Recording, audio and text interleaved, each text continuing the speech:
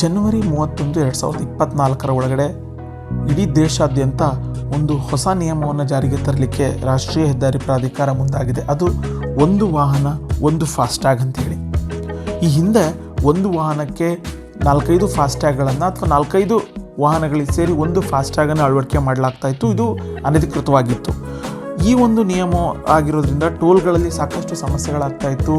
Toll ಅಂದರೆ electronic ಟೋಲ್ಗಳಲ್ಲಿ ಸರಾಗವಾಗಿ ವಾಹನಗಳು ಕೂಡ ಹೋಗ್ತಾ ಇರಲಿಲ್ಲ. ಯಾಕೆಂತಂದರೆ ಈ ರೀತಿಯಾದಂಥ ಗೊಂದಲಗಳು ಇರೋದರಿಂದ ಈ ಎಲ್ಲ ಗೊಂದಲಗಳಿಗೆ ರಾಷ್ಟ್ರೀಯ ಹೆದ್ದಾರಿ ಪ್ರಾಧಿಕಾರ ಒಂದು ಇತಿಶ್ರೀಯನ್ನು ಹಾಡಲಿಕ್ಕೆ ಮುಂದಾಗಿದೆ. ಯಾವ ವಾಹನ ಮಾಲೀಕರು ಅಥವಾ ಯಾವ ವಾಹನದ ಮೇಲಿರುವಂತಹ ಫಾಸ್ಟ್ಯಾಗ್ ಏನಿದೆ ಅದು ಆಯಾ ಬ್ಯಾಂಕಿಗೆ ಸಂಬಂಧಪಟ್ಟಂತೆ KYCಗಳನ್ನು ಕೊಡಬೇಕಾಗತ್ತೆ. ಒಂದು ವೇಳೆ KYCಯನ್ನು ಕೊಡಲಿಲ್ಲ ಅಂತಂದರೆ ಅಂತಹ ಫಾಸ್ಟ್ಯಾಗ್ಗಳು ನಿಷ್ಕ್ರಿಯಗೊಳ್ತವೆ. ಅದ್ರ ಜೊತೆಗೆ ಅಂತಹ ಫಾಸ್ಟ್ಯಾಗ್ಗಳನ್ನು ಅಂಥ ವಾಹನಗಳನ್ನು ಕಪ್ಪು ಪಟ್ಟಿಗೆ ಸೇರಿಸಲಾಗುವುದು ಅನ್ನುವಂಥ ಒಂದು ಎಚ್ಚರಿಕೆಯನ್ನು ರಾಷ್ಟ್ರೀಯ ಹೆದ್ದಾರಿ ಪ್ರಾಧಿಕಾರ ಕೊಟ್ಟಿರುವಂಥದ್ದು. ಇದಕ್ಕೆ ಪ್ರಮುಖವಾದಂಥ ಕಾರಣ ಏನು ಅಂತಂದರೆ RBI ಒಂದು ರೂಲ್ಸನ್ನು ಮಾಡಿತ್ತು, ಒಂದು ವಾಹನ ಒಂದು ಫಾಸ್ಟ್ಯಾಗ್ ಅಂಥೇಳಿ. ಆದರೆ ಈ ಹಿಂದೆ ಬಹುತೇಕ ವಾಹನಗಳಲ್ಲಿರುವಂಥ ಫಾಸ್ಟ್ಯಾಗ್ಗಳು 4-5 ವಾಹನಗಳಿಗೆ ಹೊಂದ್ಕೊಂಡಂತೆ, ಅಂದರೆ ಯಾವುದೋ ಒಂದು ವಾಹನ ಹೋಗ್ತಾ ಇತ್ತು, ಅದು ಫಾಸ್ಟ್ಯಾಗನ್ನು ಅಂಟಿಸಿರಲಿಲ್ಲ, ಗ್ಲಾಸ್ ಮೇಲೆ ಅಂಟಿಸಿರೋದಿಲ್ಲ. ಅದನ್ನು ಟೋಲಲ್ಲಿ ಹಾದು ಹೋಗಬೇಕಾದ್ರೆ ಆ ಒಂದು ಫಾಸ್ಟ್ಯಾಗನ್ನು ತೋರಿಸಿ ವಾಹನಗಳು ಹೋಗ್ತಾ ಇದ್ವು. ಆದರೆ ಇನ್ನು ಮುಂದೆ ಆ ರೀತಿಯಾಗಿ ಇರೋದಿಲ್ಲ.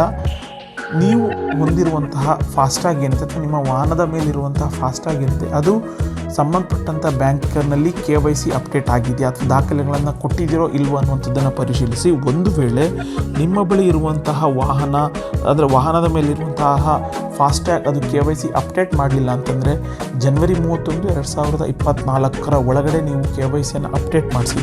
ಒಂದು ವೇಳೆ ನೀವು KYCಯನ್ನು ಅಪ್ಡೇಟ್ ಮಾಡಲಿಲ್ಲ ಅಂತಂದರೆ ನಿಮ್ಮ ವಾಹನ ಅಥವಾ ನಿಮ್ಮ ಫಾಸ್ಟ್ಯಾಗ್ ಕಪ್ಪು ಪಟ್ಟಿಗೆ ಹೋಗುತ್ತೆ.